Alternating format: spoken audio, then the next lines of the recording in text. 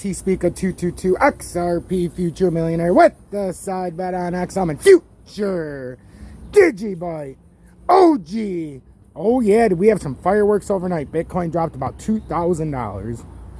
Well, I mean, it's recovered a little bit, but yesterday, as you know, it was around 34.5, 34.3, then it got down to 33.8, and then it just imploded down to 32. What was the bottom we got down to? 32.102. Now we're just doing a little consolidation. It looks like we have a mini cup and handle that could be forming up to 33.221, like I discussed in my first video. Don't get caught in the shit storm. This will easily come back down if it can even find enough strength. There is simply the same issue we ran into yesterday and the days leading up to the collapse. How I knew it was going to happen, no doubt about it, was that the volume, guys. When we roll all the way back here, you have 9 and 8 Bitcoin. You get up here, now you got 8 to 9 Bitcoin. So it actually went down from here on average in the price volume trend. We continue along, we go to 9. Continue along, we stay at 9. There was no change, and in fact, it's dropped down again to 8. There is no more volume being picked up at this level, which means we have to go down farther to find volume. And guys, this is nothing short of, let's trap a few people who woke up in the East Coast at 8 o'clock. Let's trap a few people who woke up on the West Coast at 11 time on the Eastern Standard Time, which would be 8 o'clock on the West Coast, which is right now. You know, this speaks to me. We're going to trap as many people as possible, then we're going to pull the rug again. This has no structure. There's no volume. It's broken down beneath the major support trend line. It's on a descending triangle once again. I told you it was on a rising wedge, but it's bearish after a rising wedge. A falling wedge is also bearish in tendency when it comes off of certain patterns, which it is. This whole thing is and we were in somewhat of an ascending channel for about 4 or 5 days, but that got broke harshly yesterday. You know, we came up from 30,000, got up to about 35.5. Now we've given about 55-60% of those gains back. But the next leg down is what causes massive liquidation.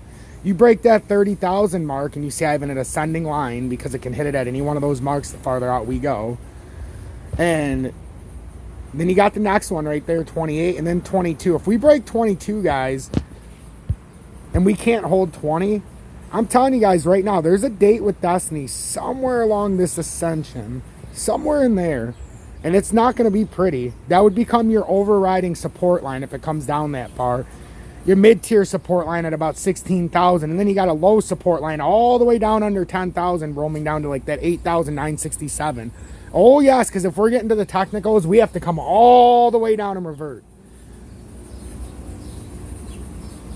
So, wherever we bounce off this next point, though, guys, is going to be a huge, massive portfolio booster.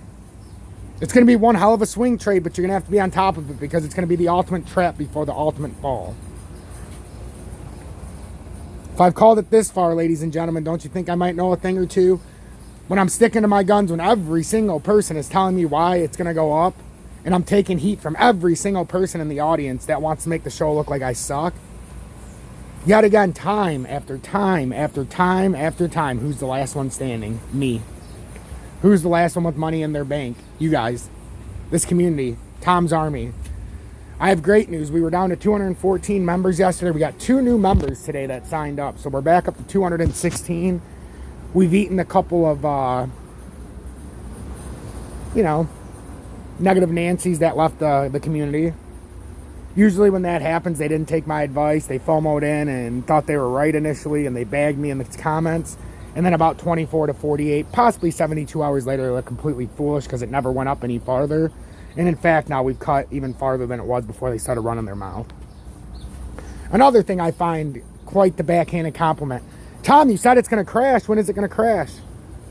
Oh, I don't know. It's not $1.95, $85, $75, $65, $55, $45, $35, $25, $15.05, 95 cents, 85 cents, 75 cents, or 65 cents.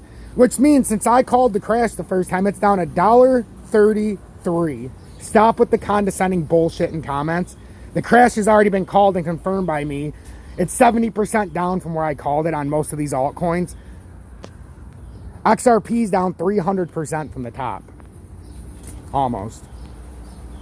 No, it is. It was at $1.95. It's at 62 cents. XLM was over 70 cents. Doge, way up there. All of these, DGB at 18 cents, V-Chain over 20, ZIL over 20, H-Bar almost 30. Like, ADA at 250. When is it going to crash? What do you mean? When is my godlike abilities going to come out? When we have a doomsday crash? The only thing that hasn't happened yet is we haven't fully liquidated. Make no mistake about it, ladies and gentlemen, if you're new to this audience, or if you're part of this audience and continue to give me a hard time, this crash has already happened. The next step is doomsday. The step after that's historical, or it's historical, then doomsday.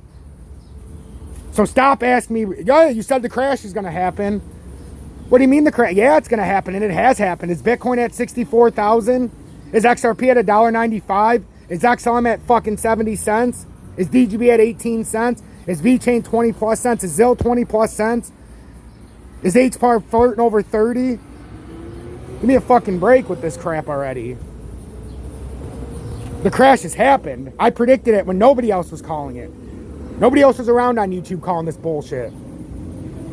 When XRP was at $1.95, I'm on here begging you guys, pay attention. I even gave you multiple bailout plans. And yet I come in every single day. Every single day. Tom, when's the crash going to happen? What, were you on fucking Mars? Is this the Can't Happen McGee's all lining up to kick Tom in the nuts? Because guys, I don't know what you're looking at. The crash is happening.